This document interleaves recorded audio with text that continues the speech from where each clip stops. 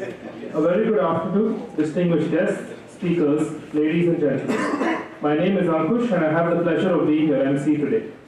On behalf of the Institute of South Asian Studies, ISAS, at the National University of Singapore, I welcome you to this afternoon's book launch and panel discussion titled 7 Decades of Independent India, Ideas and Reflections.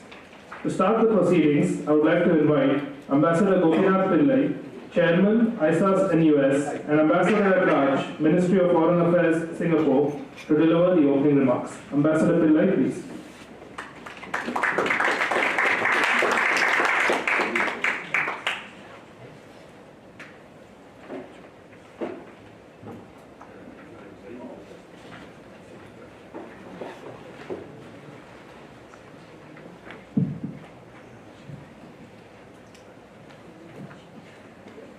Good afternoon, ladies and gentlemen. It is nice to see a good crowd on a working day in the afternoon.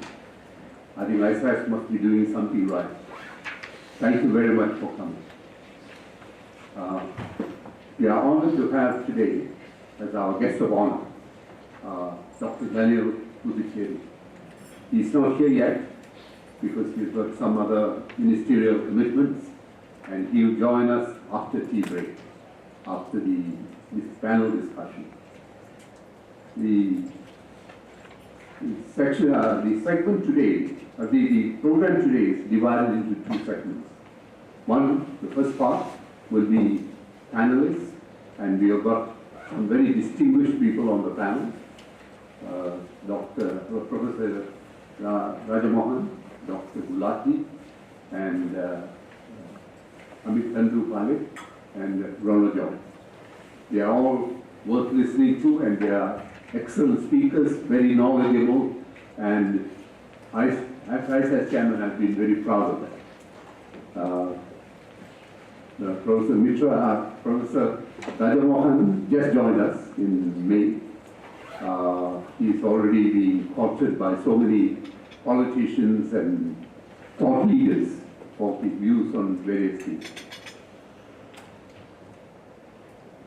This book that we are going to launch is a significant effort by ISAS to commemorate 70 years of India's independence.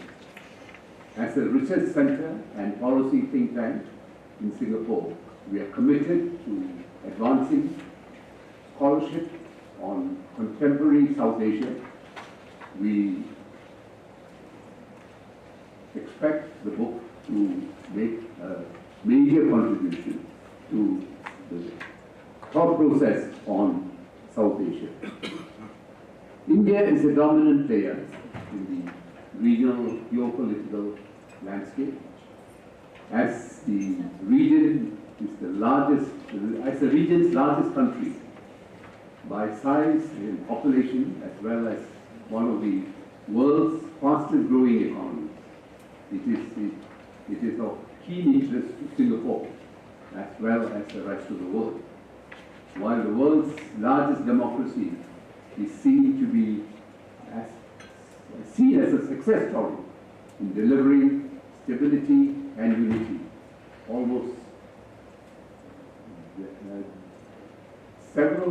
it also faces several challenges which need to be discussed. One of these speakers today is Dr. Gulati. You will meet him later, he will speak. He spoke yesterday. And one of the areas that he covers, or his main area of expertise, is agricultural economy. To me, this is one of the challenges that India faces. Because unless you get your agricultural side on its feet, it can not only level the income gap, it can do many other things. India is one of these countries in Asia with the largest amount of arable land. India is the only country, I would say, in Asia that can feed itself from the agricultural products I'm talking about. Not only feed itself, but feed others as well. So if that segment is raised up and its performance comes to par with other agricultural countries in the West and so on, well they have to perform, I think India's challenges would be that much less to be succeed.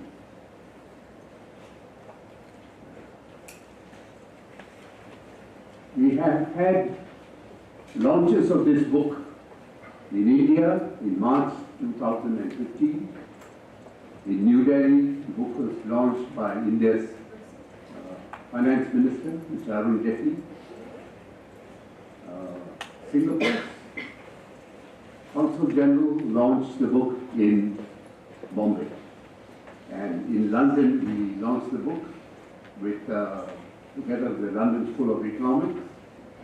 And this is the launch for Singapore. I would like, before I end, to say thank you to the panelists for sparing the time. Thank you to the contributors of the book, which is even more important. And then, of course, to Mr. Janil Puducherry. I'll come in later to introduce him when he comes. Ladies and gentlemen, I wish you will have a successful discussion, a fruitful discussion, and I hope you gain from this discussion. And when you get the book, it will become more meaningful to you. Thank you very much.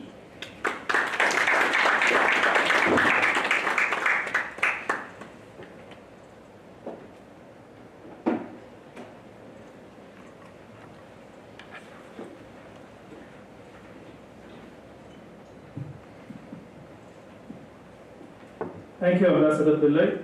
Ladies and gentlemen, I would now like to invite the distinguished panelists on stage for the panel discussion. First, Professor C. Raja Mohan, Director, ISAS and US, Dr. Ashok Gulati, Academic Visitor, ISAS and US, and Infosys Chair Professor for Agriculture, Indian Council for Research on International Economic Relations, New Delhi, India, Dr. Ronojoy Sen, Senior Research Fellow and Research Lead, Politics, Society and Governance, ISAS and US. And chairing the session is Mr. Vinod Rai, Distinguished Visiting Research Fellow, ISAS and US, and the 11th Comptroller and Auditor General of India.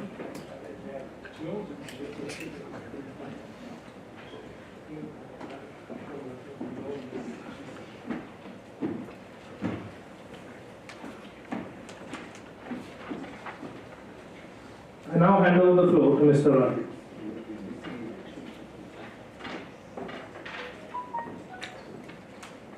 Thank you, Ankush. Ladies and gentlemen, thank you very much for being with us this afternoon when we take you through some of the contributors, the discussions, the coverage of this book. Last year, when India was celebrating 7 decades of its independence, we in ISAS were reading from a distance about what India was going through. And when we all looked at the coverage that India had got at that particular point of time, we found in large number of ways this 70 years for India post-independence has been amazing. India has been an enigma in a large number of ways. I wanted to quote an eminent social scientist who had said that India is a secular miracle of the modern world.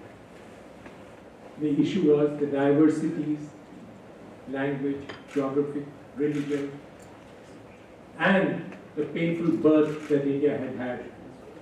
How India would be able to pull itself together, provide good governance, provide livelihoods, provide planning, jobs, agriculture, and everything else for the country. After 7 decades, India continues to be a beacon of all democratic values. 70 years, we faced just about everything. 62 wars, 65 wars, 71 one war. We've had 4 stages, 40 decades of planned economic growth. We've had coalition governments, and practically every year over the last 20 or 30 years, India has been having an election. Could be a state election, could be a general election. So we are in the business of annual elections. But each one of these elections has been delivered without a glitch. A vibrant, performing democracy, which is just about being able to deliver double-digit economic growth. Now, the inspiration to put this book together came to us from Ambassador Gopinath Pillai, our chairman, because he felt that ISAS had all the resources in terms of resource persons to be able to touch each sector of India's development over the last 70 years. And some of these people were the people who have actually muddied their hands in shaping or bringing about the development of this country. So we decided to put together a book which will draw upon the resources that we have and try and touch every aspect of the economic development, of the political development of the country. With the result that we looked at how the political setup was functioning, how the institutions in the country were performing, to what extent the political executive has been able to provide good governance in the country, and what about issues like education, health, social sector, security, international relations, and issues of that kind. So we put together a very seasoned and distinguished panel of contributors. We had people like Mr. Shiv Shankar Menon, the former National Security Advisor, who's contributed to this. We had Dr. Subbarao, the former Governor of the Reserve Bank of India, who talks about India in a globalized world, and nobody could have explained it better about how India survived towards the days of the financial meltdown which hit the world. We have Dr. S.Y. Qureshi, who's talked about elections in the country as Chief Election Commissioner. In fact, when I talk of institutions, the Election Commission of India is one of those remarkable institutions which have withstood the test of time. And if political parties in the country are wary of, or rather fear anybody, it's not so much the courts as they fear the Election Commission. It speaks volumes for the credibility of the institution, credibility of the people who have built up their institution brick by brick, layer by layer, and today it is a delivering institution which ensures that elections time and again are delivered without any glitches. We had Professor Tantayong, who has talked about India and ASEAN, the relations that it has grown. He's best equipped to have been talking about it. And we are lucky today to have amongst us Professor Ashok Gulati, who has been talking, is one of the foremost agricultural scientists in the country today. Dr. Gulati has talked about sustainability of Indian agriculture. He will be explaining it by himself. We had Dr. Rajiv Kumar, who is presently the Vice Chairman of the Niti Aayog, who's talked about manufacturing and challenges facing the Indian industry. The health sector, which I talked about, the education, higher education sector. We had Dr. A.K. Shivakumar, who was earlier with the National Advisory Council led by Ms. Sonia Gandhi, and now a Harvard professor. He's talked about the health sector in the country. We have Dr. Mitendu Palik, who is a full-time professor at the ISAS, who's been talking about the job prospects in India. We have Dr. Ronojoy Sen, who's talking about sports, the way it has evolved. So it's just about every sector that we've been able to cover and put together and examine how over the years it has grown, how they have delivered and performed.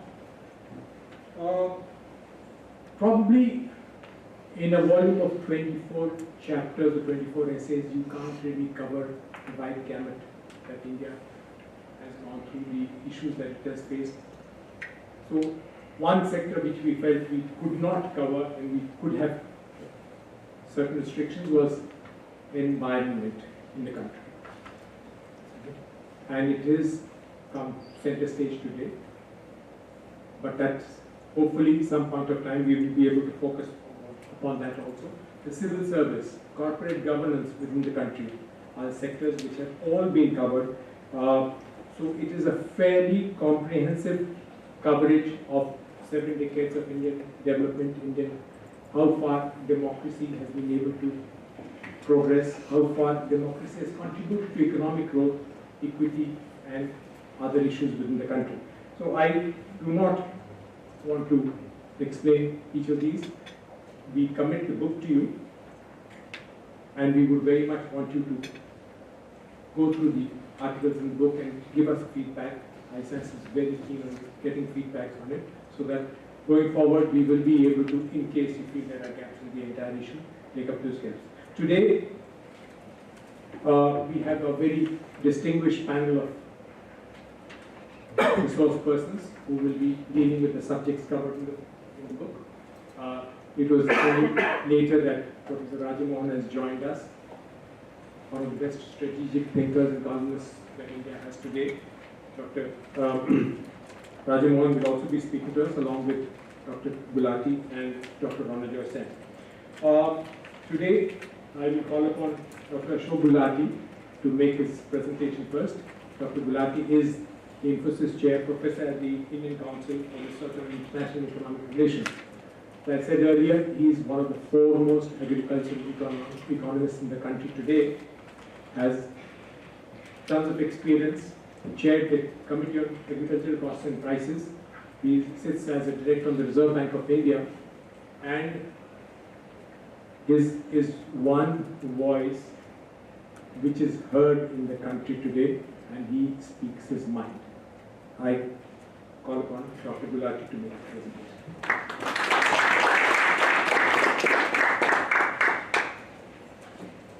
Thank you, Dr. Rai, for a very kind introduction. Thank you, Ambassador Pillai, for getting me here. The book is very comprehensive, and as Mr. Rai explained, that it's about 20 different sectors it covers. Of all the sectors, when you look at 70 years of India, everything else can wait, not agriculture. This is what the first Prime Minister, Jawaharlal Nehru, said in 1948. And in what context he said? Because he remembered 1943. There was a famine in India, and the Famine Inquiry Commission finally found out how many people died of starvation. They could not guess it properly, but they have recorded in that proceedings at least 1 to 2 million people died of starvation in 1943, although the chairman of the Famine Inquiry Commission later on in a separate interview said perhaps the number could be 3 million. So when we got independence, the biggest challenge, we were 35 million people at that time. Today we are 1.32 billion people. And by 2024 we will surpass China, and we will be the most populous country. And everybody has to eat. They have to eat something to fill their stomachs, and as they feel better, then they want nutritious food in due course. So that's the challenge. That's why Pandit Nehru said everything else can wait, not agriculture. If you look at the first 5-year plan, 51 to 56, almost 28% of the resources really were spent on agriculture or water management for agriculture. The Bhakras and Hirakuds and others, they started coming in. That was the big investment. But what happened? There was some political economy, and as it happens, agriculture is not a very appealing, or if I may use the word, very sexy sector. And the call of the day at that time was heavy industry, socialist pattern, and we were very much influenced by the Soviet philosophy of heavy industrialization. So when in 1956 we came up with our policy, economic policy, it was heavy industrialization led. And that is where, same year, Pandit Nehru, we signed a PL 480, Public Law 480, food aid from US. So we started relying more on the US and wanted to develop heavy industry. Only a few years, and what happened? Our imports started increasing. 1965, the drought came, and India's food grain production dropped from 89 millions to 72 millions. 17 million drop in a single year, and if India had spent all its foreign exchange reserves in the country, it could import maximum 7 million tons of wheat from the international market. So that was our capacity to buy. There was no way else, but starvation was really staring at us. What to do? We asked for more PL 480 aid from the US, and they supplied, and they supplied, and they supplied. Every 15 minutes, a ship was leaving US and coming to India, and people were waiting that millions will be saved because of these ships. 11 million tons of grains came from US that year. 11 million tons, much beyond our capacity to buy anything. And this was all against rupee payment. We were not paying dollars for that. But what happened in 1966? For 72 hours the ship stopped, and there was panic in India. B.K. Nehru, our ambassador, was asked to find out what happened, why the ships have stopped. And it came that it is the President himself in the United States ordered suspension of aid. Why?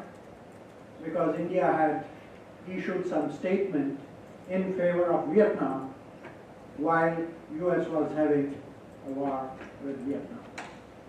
So we were taking food aid and surviving, but ideologically we were still more into the socialist bloc, and that is what created. That thing actually led to a major lesson that India learned. And till date, in India, nobody can really forget that lesson. And what was that lesson?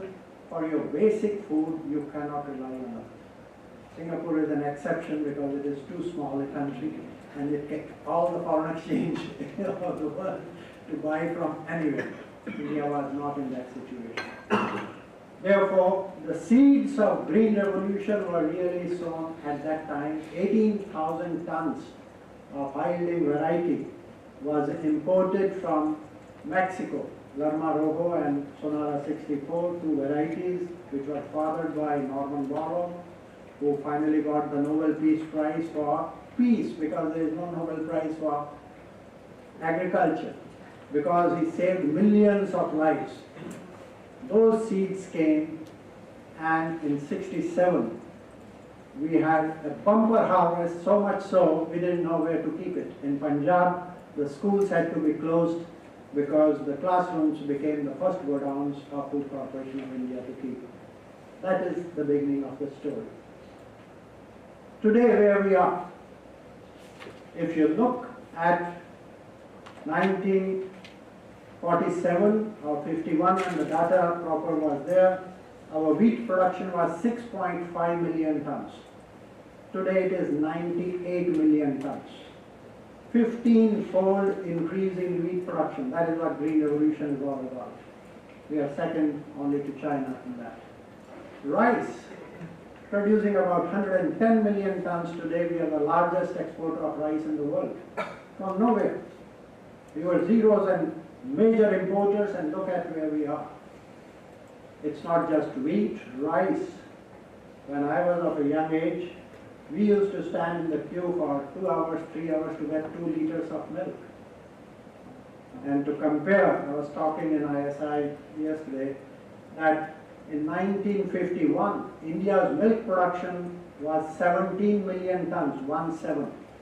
US at that time was 53, 3 times more than us. Today US is at 96 and India is at 170. 10-fold increase, all done by smallholders. It's not big holders of 100 cows or 200 cows, all done by those who are having 2 or 4 or 5 or 6.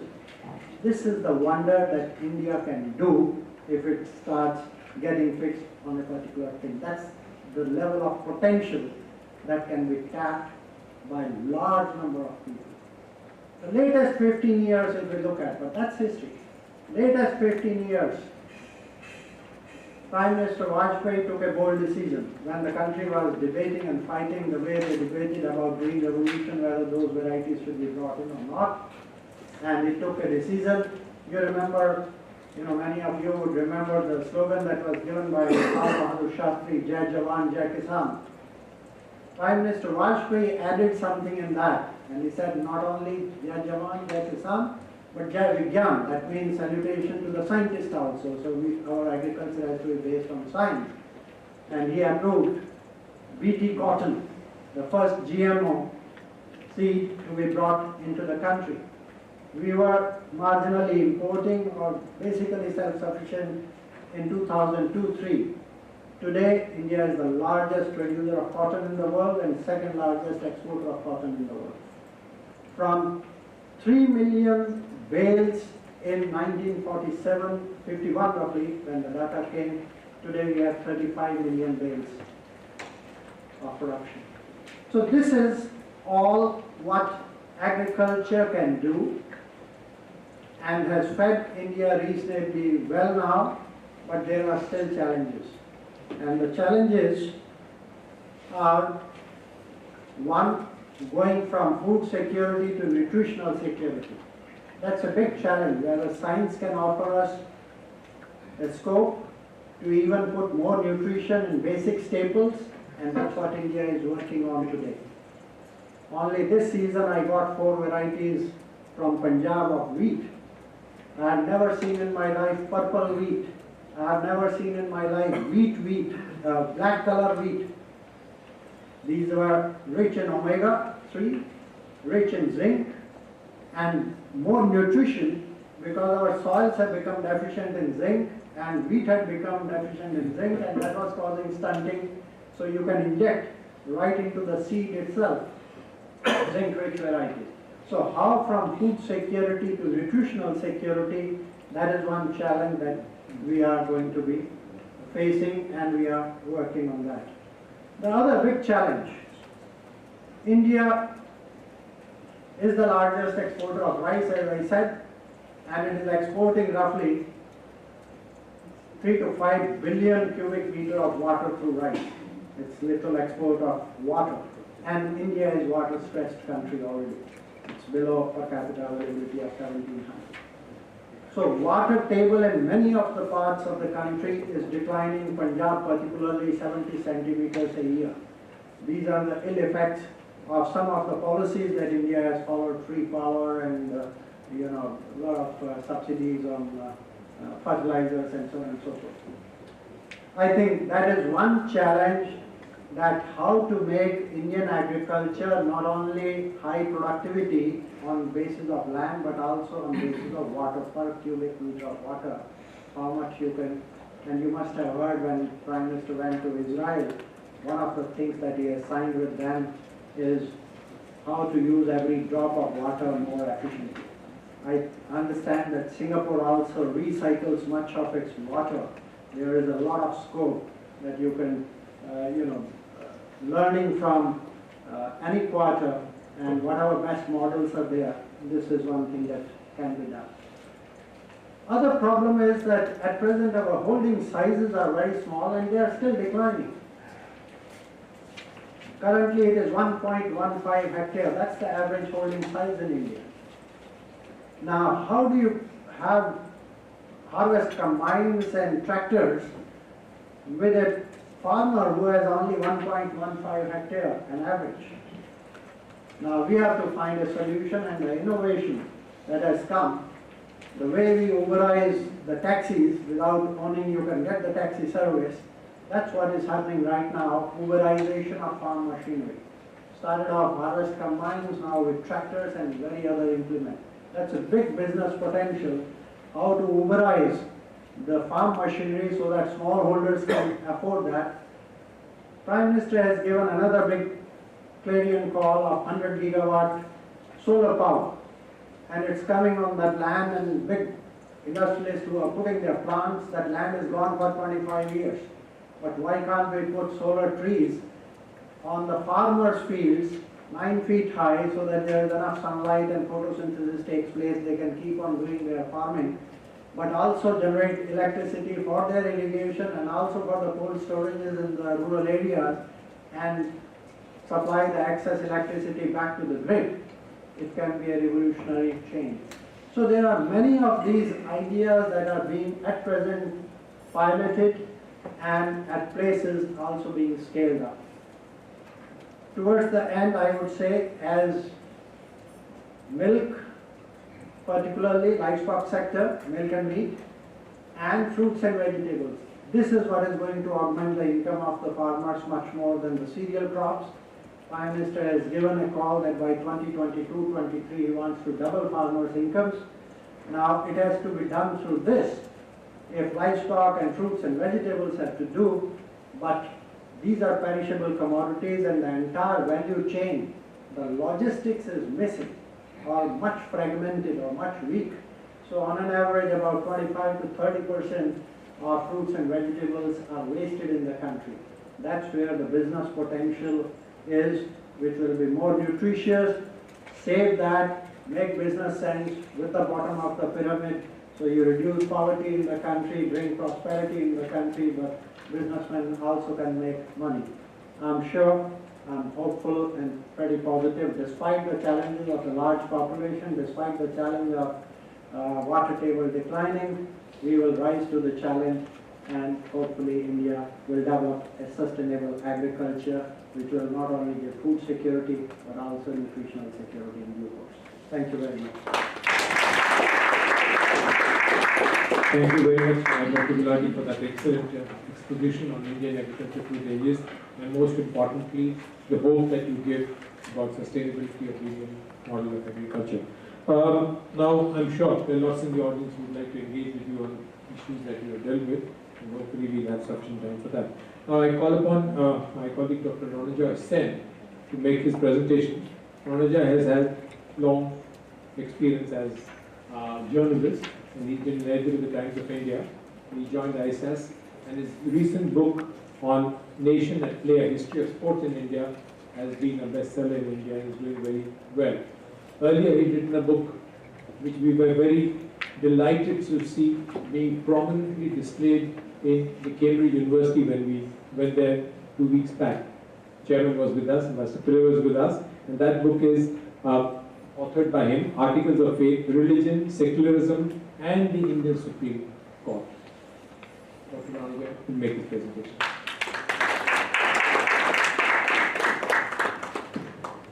Thank you, Mr. Rai, for the very kind introduction. As Mr. Rai mentioned, my essay in this book is on sport, and it draws from the book that Mr. Rai just mentioned, Nation at Play. I will, however, not be talking about sport today, but mostly on politics, which is the remit that I have today. But I can't resist talking a little bit about sport since the World Cup is on, and I'm just back from Calcutta, where football fans are rooting for teams like Brazil as their home team in the absence of India in the World Cup. And the absence of India in the World Cup is a bit of a puzzle, which I won't have time to talk about, but I'm very happy to take questions on. In fact, the closest that India came to playing in the World Cup was in 1950, just after independence, when India received an invitation. In those days, there were no qualifying matches, but the passage money to Rio, that 1950 World Cup is being held in Brazil, was actually too much for the then Indian government to foot. So unfortunately, India did not go to the World Cup then, and since then, India has been unable to qualify. But we must remember that even though India is ranked 97 in the FIFA rankings today, India was not always so bad in football. So in fact, in the 1948 Olympics, the one that was held right after India became independent, the barefoot Indian footballers, and in those days, India used to play barefoot, so impressed King George VI that at a reception at Buckingham Palace, he actually asked the Indian footballers to roll up their trousers to see what their feet were made of. And this has been documented in news reports of the time. But more than the novelty of India's barefoot footballers, it was the Indian team in the late 1950s under legendary coach Syed Abdul Rahim, a team which included the likes of the old timers here might remember, footballers like P.K. Banerjee, Chuli Goswami, Jarnail Singh. That was a team which was actually an Asian powerhouse, and in fact, in the 1962 Jakarta Asian Games, India actually won the gold, beating footballing powers such as South Korea and Japan. In fact, won a bronze in the 1970 Asian Games too, but since then it's been a precipitous decline. And the reasons for this are fairly complex. Again, I'm quite happy to answer questions on that if you have any. I'll now quickly move on to the sort of major remit today, which is on Indian politics, and I'll quickly touch on three issues which I see as important aspects of Indian democracy, which Mr. Rai referred to in his introductory remarks. One is election and party politics, second is the state of institutions, and third, the activism within civil society. One of the remarkable things that Mr. Rai mentioned is how India has survived as a democracy, despite dire predictions when India became independent. And some of you would have are aware of the things that Winston Churchill had said, and one of the things that I quote is that he had felt that once India becomes independent, and I quote him here, that India would fall back quite rapidly through the centuries into the barbarism and privations of the Middle Ages, in strong words. But these kind of sentiments were echoed by many other analysts of the time, and Aldous Huxley, a very famous novelist of the time, had written, "When Nehru goes, the government will become a military dictatorship." None of these predictions came to fruition. Since the Constitution was adopted in 1950, and the Constitution still remains the bedrock of the Indian nation, despite being one of the longest and one of the most amended constitutions, but we still have the Constitution that was adopted in 1950. The country has had regular elections and smooth transition of power. And this is again something that Mr. Rai referred to. The only blot, of course, was the 18-month emergency that was imposed by Indira Gandhi between 1975 and 1977. In fact, the 43rd anniversary of the emergency fell last week because the emergency was imposed on midnight of June 24th. And we actually had one of the ministers, Mr. Arun Jaitley, maybe somewhat over the top, comparing Indira Gandhi to drawing parallels between Indira Gandhi and Hitler. Maybe that might be too much, but the 18-month period the interview is and remains a blot on Indian democracy. The big change, however, from the early decades of Indian independence was the demise, gradually, of the one-party dominance of the Congress. Though the Congress for the first time lost an election in Kerala in 1957, that was a state election, and subsequently in the late 60s, in 1967 to be precise, lost several elections in North India. The Congress remained the dominant party till 1977, when the coalition of parties under the umbrella of the Janata actually voted out Mrs. Indira Gandhi in the elections that was held post-emergency in 1977. But in 1980, it was business as usual, and Indira Gandhi returned to power with a fairly significant majority in 1984. After her assassination, in fact, her son Rajiv Gandhi had the largest ever majority in Parliament, and that was the number of seats that the Congress had won then was in the excess of 400 in a Parliament of 500 plus.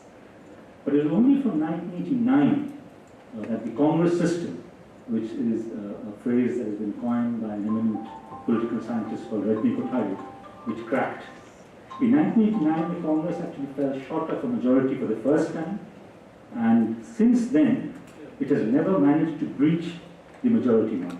Of course, it has formed government in 1991, 2004, and most recently in 2009, but the Congress was never able to garner a majority. The 1990 was also the time when the BJP first rose to prominence. So very few people now remember that in 1984 the BJP only had 2 seats in Parliament. And from then on, it has been a fairly meteoric rise for the BJP. initially riding on the back of the Hindutva movement and the agitation around Ayodhya and Ram Janmabhoomi. And by 1998, the Congress and the BJP actually had a very similar vote share, roughly around 25%. So by the 1990s, the one-party dominance of the Congress had decisively got over. The question now is that, of course, the demise of the Congress party dominance is now history. Do we now have a second dominant party system under the BJP? We have roughly around 20 seats where the BJP is in government either on its own or as part of a coalition. And we, of course, have a Prime Minister, Mr. Narendra Modi, who believes in a presidential style of politics. So the question really is whether we are faced with a second dominant party system. And whether the Congress has now, in the last parliament it had roughly 44 seats. The question is whether Congress has now been reduced to the state of another regional player. The second issue that I wanted to briefly touch on was the issue of institutions, again something which Mr. Rai mentioned. Two of the branches of government, the legislature and judiciary, actually present contrasting pictures. Parliament is increasingly seen as dysfunctional and disruption prone. This is partly due to the fragmented polity from the early 90s, late 80s, and the coalition era that was ushered in from the 1990s. But this is also arguably due to the democratic upsurge from the late 1980s, what has been called the third electoral system by political scientist Yogendra Yadav, which changed decisively the conduct and language of parliamentary politics. The Indian Supreme Court, of course, enjoys a very strong public reputation and is routinely rated as one of the most trustworthy institutions in public service, and is also considered one of the most powerful courts globally. Despite enunciating the basic structure doctrine in the 1970s, which limited the Parliament's power of amending the Constitution and in some ways actually hastened the imposition of emergency, the court too, one must remember, actually capsulated during the emergency period. So the court too has had its ups and downs, and one of the problems that remains with the court is its lack of accountability. And this was something that came to the fore very recently when we had the four senior-most judges of the Supreme Court in an unprecedented move, holding a press conference, calling into question the allocation of cases by the Chief Justice. So the court too has had a rocky period, but by and large, it's been a very trusted institution. Of course, we have another set of institutions like the Election Commission, which Mr. Rai referred to, which has very successfully handled the gargantuan task of holding elections in India. We've also had institutions like the CAG, we have a former CAG on stage here, Mr. Rai, which is meant to hold the government accountable. And these agencies have been called by the legal scholar Bruce Ackerman of Harvard special purpose branches, which are not technically the branches of the government, but who perform very important roles. But arguably, unlike the Election Commission, it has cemented its reputation and has functioned very well over the years, one could argue that the other agencies like the CAG has often been dependent on the person who's been heading it at the moment. So I have in fact written earlier about how the CAG under Mr. Rai occupied a very prominent space in Indian governance and politics, but subsequently and before Mr. Rai, the CAG has not performed that role. So it often depends on the person who's heading it. Unlike the Election Commission, which I think occupies a space that is quite different from these other special purpose branches. Finally, a few words about civil society, which remains a vibrant and somewhat unexplored aspect of Indian democracy. But from very early on, from the 50s itself, we had several social movements which were initially inspired by Gandhian ideas, most notably movements like the Bhudan movement, which took up land reform, led by Acharya Vinod Rai. Then we had a series of environmental movements like the Chipko movement, which were also inspired by Gandhian techniques. And in the political sphere, we had people like J.P. Narayan, who might be best described as a somewhat disillusioned Gandhi. He was a follower of Gandhi, but fell out with Gandhi from the 40s onwards. And in fact, J.P. Narayan was the person around whom the opposition around Indira Gandhi crystallized during the emergency, and he was one of the figures instrumental in the formation of Janata government. So civil society has been active, and in fact, even fairly recently, over the last 5 to 7 years, we've seen such trends of activism during the agitation against corruption and the demand for the formation of an anti-corruption ombudsman, being led by figures such as Anna Hazare, some of you would have read of him. And this was this movement that eventually led to the formation of the party called the Aam Aadmi Party, or the AAP, which is currently in government in Delhi. And in fact, the Aam Aadmi Party is a case study of whether such civil society movements, usually based around a single issue, can successfully metamorphose into successful political parties. These movements are also visible symbols of the power and the reach of social media technology, which is increasingly shaping not only civil society activism, but also politics in general in India. And in fact, this is one area which probably needs to be further explored in the study of Indian democracy and politics. I'll end here. Thank you. Thank you, Ronojoy. That was excellent. And I think I commend Ronojoy's chapter in the book when he deals with sports. It's an excellent chapter, gives you a very broad view of it.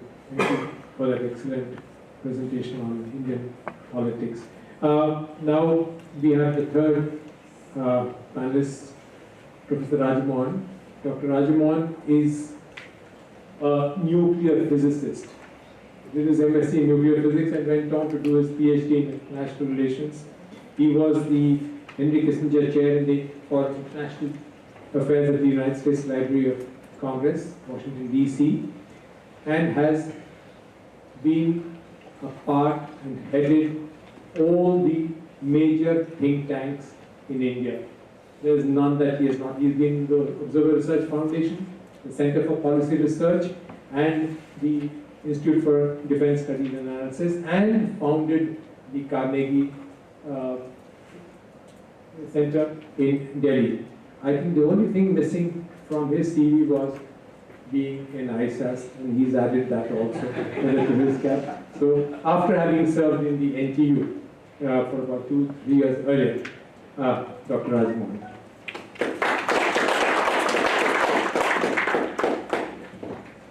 Thank you, Mr. Rai. Thank you for that very generous introduction.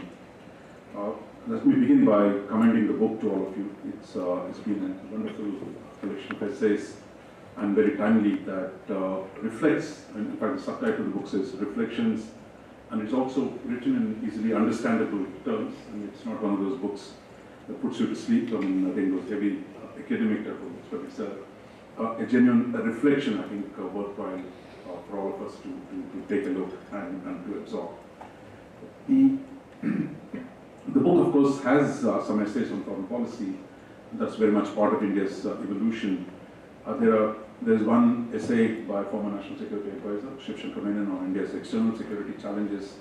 There's one by former Reserve Bank Governor Subbarau's chapter on India's globalization. There's one very interesting piece by Professor Than Thayong, who's a distinguished historian of Singapore as well as of India. And he has a chapter on India's Look-East policy, which is of great interest to people here. And then we have by Shumir Ganguly of Indiana University, who's written about whether India will be a major power. So I think we've got a fairly good set of essays on foreign policy. But what I want to speak on in the next 15 minutes is really to make the point that Indian foreign policy often gives us the impression of some kind of a specialized activity that has nothing to do with domestic politics or domestic economy. But actually, the external dimension of India's engagement with the world is very much rooted in the structure, nature of India's polity, nature of its economy, and the political orientation of the regimes different regimes that have ruled Delhi over the last many decades. So I just want to trace this connection between the internal and the external, at least over 3 distinct phases of India's evolution, and conclude with a set of ideas on what are the challenges that India faces now in the external domain. First, I think the idea that somehow India's foreign policy began in 1947 is somewhat of a misnomer. So you got to go back to pre-47 because foreign policy happens when there is a territorial entity. That is, when you have a territorial organization, then how it deals with other territorial organizations around it and beyond, that's what foreign policy is, where your sovereignty ends and where you begin to deal with other sovereignties. That is foreign policy. And here I think you got to trace back India's engagement at least to the late 18th century, when 1770s, when actually the East India Company from a trading company became a territorial entity. When it started collecting revenue in the 24 Parganas district of what is now of Bengal. Till then it was a trading company, but once it became a territorial entity with its own army, with its own external diplomacy, with its own capacity to administer a territory, and that kept, of course, expanding. And the combination of the rising Britain with the massive resources of undivided India actually saw a dramatic expansion of India's influence in the 19th century. That Indian labor and capital moved all across the world. I mean, Singapore is one example. Singapore, Aden were part of India until 1867. Singapore was part of India till 1867. Aden was part of India till 1937. That the footprint of India, undivided India ruled by Britain, was an expansive one, and that its trading links, the rupee was a legal tender in the Gulf for a long time. And Indian merchants and traders operated far beyond the subcontinent, and that it was an expansive India that operated. So therefore, if you want just one metric of India's international influence, the First World War saw 1 million Indian troops participate and help the Allies win the war. And in the Second World War, there were 2 million Indian troops. And Singapore was lucky to get 2 Indian armies. There was the British Indian Army as well as the Indian National Army. It tells you the kind of resources that India brought to bear on shaping the contemporary world in the Second World War period. So it was an expansive one economically, it was an influential one militarily, and the Indian diaspora spread all across the globe, and the cultural and other footprints of today, what we talk about diaspora, were really laid in the 19th century. So that was the first phase where the Indian influence was a significant one. But in the second phase, you could say from the 1947 to 1991, it's a story coming, it's a period when India's voice was treated with great respect, but it was a period, and any honest assessment would tell you, saw a relative decline of India's international weight. A relative decline in India's international weight, essentially because of 3 factors. One was the partition of the subcontinent. As I said, what was an undivided subcontinent actually had huge influence on the world, shaped the outcomes of the First and Second World Wars, but a divided subcontinent meant that its security energies went into managing the new borders. And that remains a problem, of course, as you all know. The second challenge, structural challenge that India faced in that period was the rise of China, the emergence of a united China. A divided India had to deal with a united China. China was not on India's borders till 1950. It's when China's occupation of Tibet that brings it closer to India in a very, very different sense. And the third constraint, probably far more consequential over the longer term, was really the nature of the economic strategy that India adopted, of constraining domestic capital, of import substitution, of lessening the importance of trade, and of disconnecting itself physically, politically, as well as institutionally from large parts of the trading world, the Western world in particular. So what you saw then was really, in the name of socialism, in the name of self-reliance, in the name of non-alignment, we saw in India that lose its steady weight in the international system. And the trade, for example, in India's trade came down to about 0.7% by 1991, and its influence, economic influence, significantly declined. And the non-alignment meant that India abandoned its historic security relationships in the Gulf, in Southeast Asia. I think it was Lee Kuan Yew, I think, who said it famously, India is a large street that doesn't give any shade. So the isolationist, economic, isolationist, political sentiments largely saw in India that marginalized itself in very significant ways in the second phase. So the third phase, you could say, began in 1991, where India once again goes outwards, liberalizes its economy, opens up its trade, reconnects with the world, seeks external capital, and unleashes some controls over the domestic, and releases some controls over the domestic capital. A simple metric, you could see India's total trade in 1991 was less than $50 billion. Total two-way trade was less than $50 billion. Today it's close to $1 trillion. That includes services, commodities, and invisibles put together. That is, today India's GDP, total GDP is about $2.6 trillion, out of which $1 trillion is the imports and exports of all sectors. So you're talking about a very different India today, an India that is deeply connected to the world, an India that has the capacity, it's also the third largest economy. It has got the fifth or sixth largest defense budget, and that today its ability to shape its environment has significantly risen. This is a huge change in 25 years that I think we've come a long way, that whatever you want to call the foreign policy, that today, when non-alignment was the dominant motive in the previous, in the second phase, today the phrase is rarely used by the government. The emphasis is on pragmatism, the emphasis is on engaging all powers, and we're not going to let ideology come in the way of pursuing India's national interests. It is more oriented towards regional institutions in Southeast Asia, Indian Ocean. So I think the whole structure of India's foreign policy and diplomacy significantly changed from the second phase to the third phase. That brings me to the last set of issues of what are going to be the challenges for us as we look ahead on the external domain. And I would at least identify in all the three areas. I mean, one, on the economic front, while India has done very well, the structure of international capital is beginning to change fundamentally because of the technological revolution that's unfolding. You want to call it Industry 4.0, you want to call it the digital revolution, you want to look at the synthetic biology, that the new forces of production that are being unleashed today are going to fundamentally change the nature of international capital. Companies like Google, which didn't exist before, Netflix, these kind of companies that did not exist a decade ago, are today behemoths that overshadow a lot of the small companies.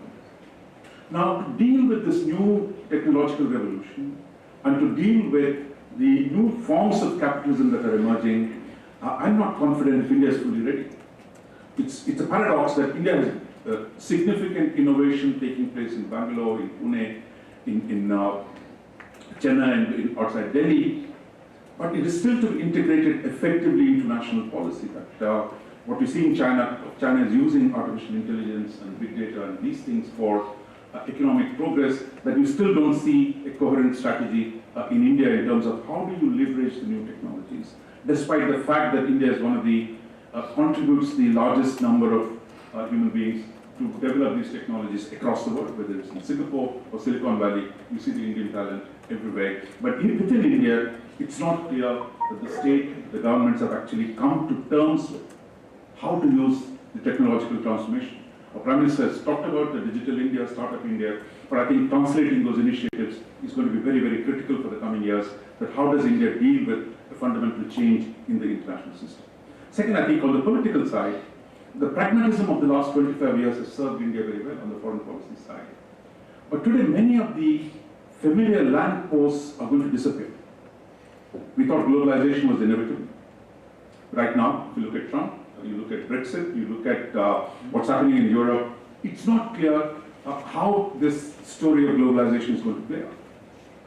So, until now, we seem to have the luxury of adapting slowly at India's own pace. We could take our time. We will somehow stall it, delay it, we'll do it our own pace.